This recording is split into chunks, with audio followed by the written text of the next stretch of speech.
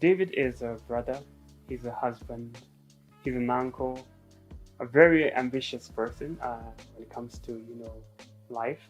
Um, I can say, like, since a very tender age, I have always been this hard and ambitious person, and also knowing what I always wanted in life.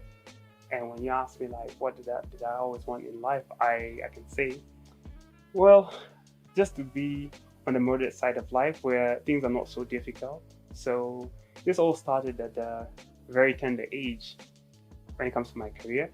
I used to love watching my mom cook, something that was not really common with her because she never used to be accustomed to that, just having a man or a male child in the kitchen. But nevertheless, I never knew that, I'll come back in life and, have the passion to cook. So that was like at the age of 5, and so up to now, like, after, uh, you know, the many years just coming back and finding myself a chef, it all started when I was 5 years old, you know, but I took it to heart and I made it not just my profession, but it was like also a hobby. Yeah. So being very hardworking, being very ambitious is what got me like to where I am today, Yeah. So I can say, yeah, very ambitious, very courageous, very outgoing and stuff like that. Yeah. Until where I am right now.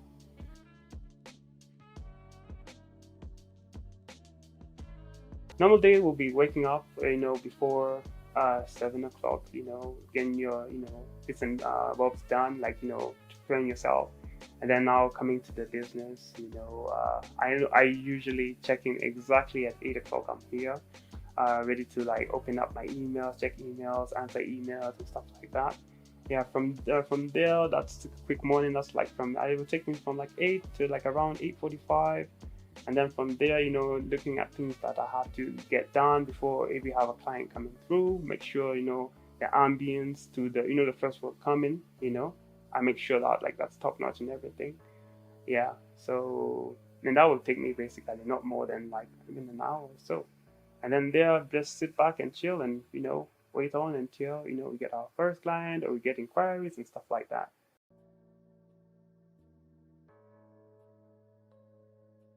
So after the Dawamu, there was a lot of career options for me. There was a geology part. Just to talk about, that's something that I also loved to do. And then there was joining the military, and then the cooking part literally came as a third option. But then what discouraged me from like doing the geology part, I was told like it's something that will be very difficult when it comes to job hunting. Yeah. And then the army, my dad was like, I'm not ready to lose a son just to go and fight in the army. So then I felt that passion of cooking. And I was like, now where to go? So we started with Italy, I remember. And I remember they told me something like, I need the credentials to, to study. And for them, it was more like, if you're doing cooking, it will be just the kitchen.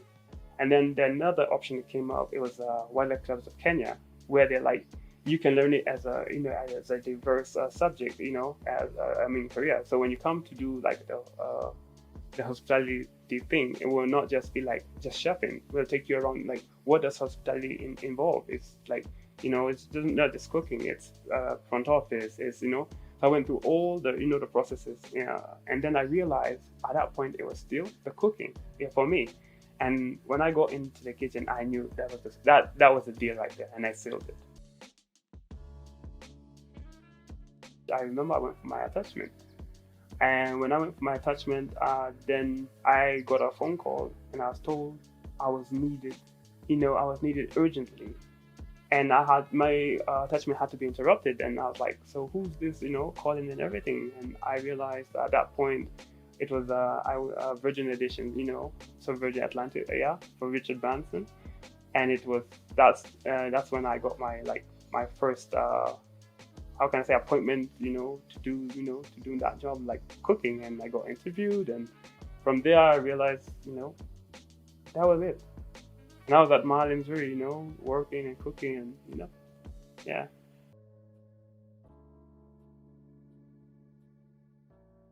The first place I worked for was Mahali, Missouri. That's a place based in the Masai Mara. in a place called Motorogi Conservancy. Literally, it was a conservancy. Now, there is where I happened to work for Richard Branson, and being there, definitely cooking for a lot of high-profile people and stuff like that. Yeah, which was an amazing, how can I say, experience for me. But that was my first place where I worked. From there, I moved back to Nairobi, where I worked for the managing director of Total Gas, Mr. Anthony Pozzo, as his personal chef.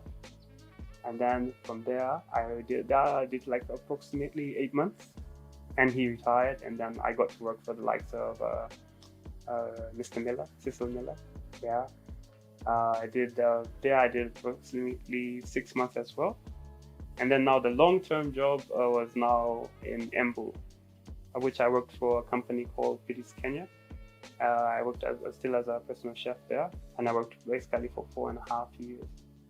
Now from there, I decided to open my own thing, and that's where I am today.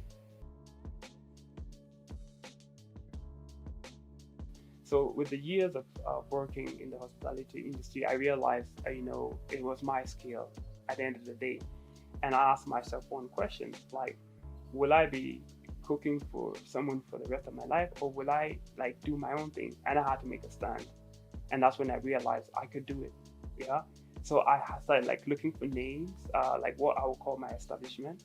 And I don't know why I felt like the Golden Pearl was the name.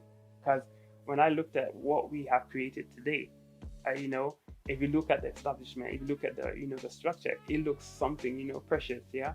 And that's how the name came about, and the building itself, yeah. So we call it the Golden Pearl, and up to date, this is what stands right now.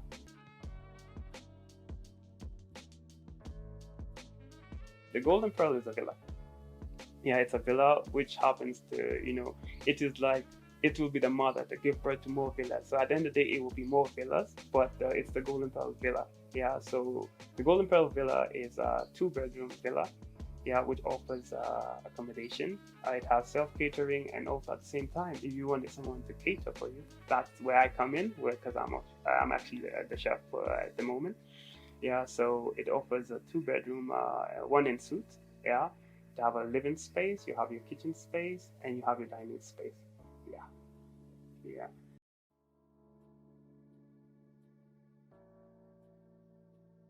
The fondest memory, I think, will be the leavers party.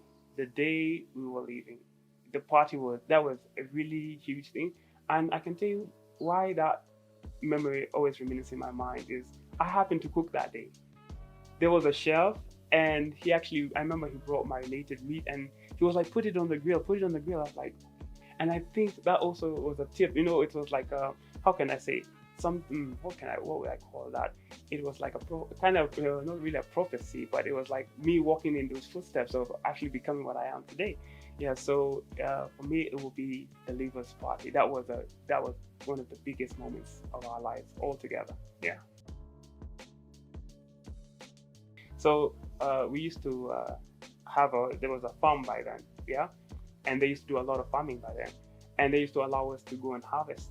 During times of harvest, we will go and harvest, and even sometimes I remember we could also like dig holes for bananas, yeah.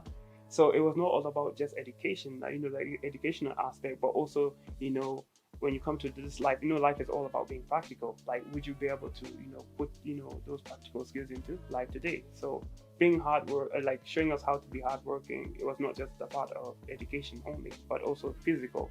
So, going to the farms and harvesting with the guys and also digging, it gives us that feeling of, we need to be hardworking at the end of the day. Yeah.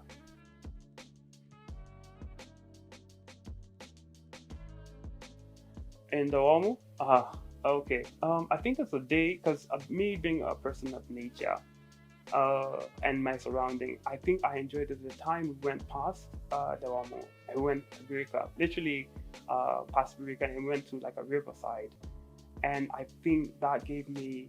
I actually blended with the earth. For me, I was not more okay. I can tell you, I was like, I love the trips we used to go. Like, you go to Naivasha and see Lake Naivasha, places like that. But at the end of the day, I blended with nature. So my first experience was in for my first trip was like when we went past our school. and we went to a river, and they allowed us like to just try and embrace it. And I think that was really, for me, they used to like when they used to take us on trips, like nature used to impress me a lot. So I think going for these trips and seeing nature, that was really awesome for me. Yeah.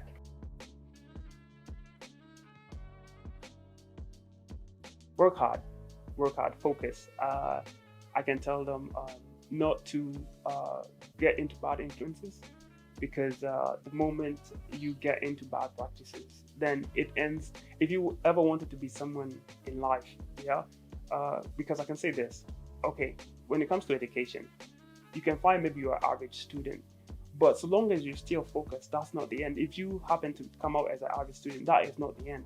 As long as you're still this focused and ambitious person, you can still make it in life, so long as you don't get into bad practices.